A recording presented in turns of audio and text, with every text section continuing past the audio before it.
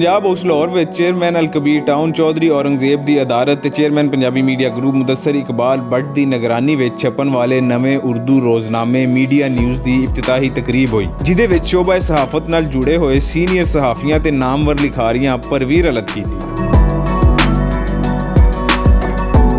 इस मौके ते chairman Punjabi media group Mudassar Iqbal Bhatt होरां मुल्की सहाफती मैदान विच मीडिया न्यूज़ दे इजाफे बारे गल करदिआं इस यकीन दा इजहार कीता कि यह रोजनामा अखबारी सनत विच नुमाया मुकाम जरूर हासिल करेगा। मैं तवक्को करना कि चौधरी औरंगजेब साहब दा या उन्हां दे इदारे दा शोबा सहाफत च आना सहाफत वास्ते भी एक नेक शगून होएगा और ये जरूरी सी कि सारे शोबे च ऐसे लोग तशरीफ लियाउण या ऐसे लोग काम करन जिहड़े समाज की बेहतरी का जज्बा रखते हैं।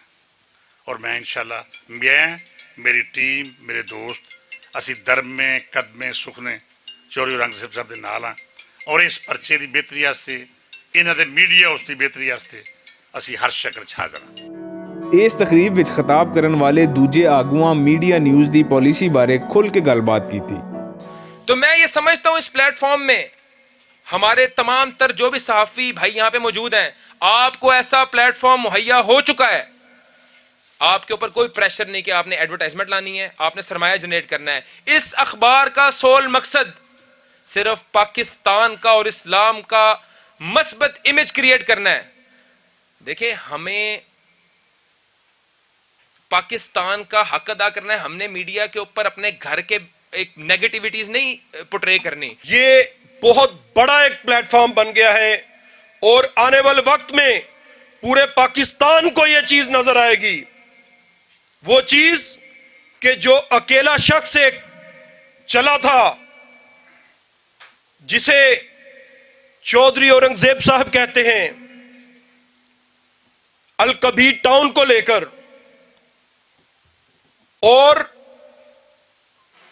अज़्म क्या था कि बेघर लोगों को घर देने हैं, उस कीमत पर घर देने हैं, उन इकसात पर घर देने हैं जो लोग अपना तसव्वुर भी नहीं कर सकते। लाहौर जैसे शहर में अपना घर बनाने का आज उन तमाम लोगों की दुआएं जो हैं वो चेयरमैन साहब के साथ हैं। अगर आप जाके वहां के रहायशियों से पूछें तो आपको करोड़ों दुआएं देते हुए नजर आएंगे। पिछले दिनों ਦੇ ਵਿੱਚ ਅਸੀਂ बहुत सारे ਰੀਅਲ एस्टेट ਨਾਲ जुड़े लोगों के इश्तिहार देखे तो बहुत मीडिया कंपेन भी देखी कि वो एक अखबार लॉन्च कर रहे हैं। असी सोच रहे सा कि जिस वक्त ये अखबार लॉन्च होएगा तो बहुत अच्छा होएगा, लेकिन जब अखबार सामने आया तो फिर नतीजा ये निकलिया एक प्रोफेशनल के तौर पर तबसरा ये सी कि अखबार कढ़न वास्ते बहुत सारे लोगों का सरमाया जरूरी नहीं है, नफीस बज़मी जाए दिमाग जरूरी ने। Chief executive media news Chaudhry Aurangzeb होरां अपने खिताब विच वाज़े कीता कि इस अखबार दा मकसद पैसे कमाना नहीं बल्कि सच सामने ले आना है। इंशाअल्लाह ताला जिस तरह अल्लाह पाक ने सूरत अल असर दे अंदर फरमाया है कि जेड़े लोग ईमान लैके आए, नेक काम कीते, आपस विच हक और सच दी तलकीन कीती और सबर कीता, इंशाअल्लाह ताला मीडिया न्यूज़ अल्लाह ताला दे दसे हुए इस रस्ते ते चलेगा, हक और सच बयान करेगा, हक और सच दी तलकीन करेगा, पाकिस्तान वास्ते, इस्लाम वास्ते और साडे इस पंजाब धरती वास्ते इंशाअल्लाह ताला बेलौस काम करेगा।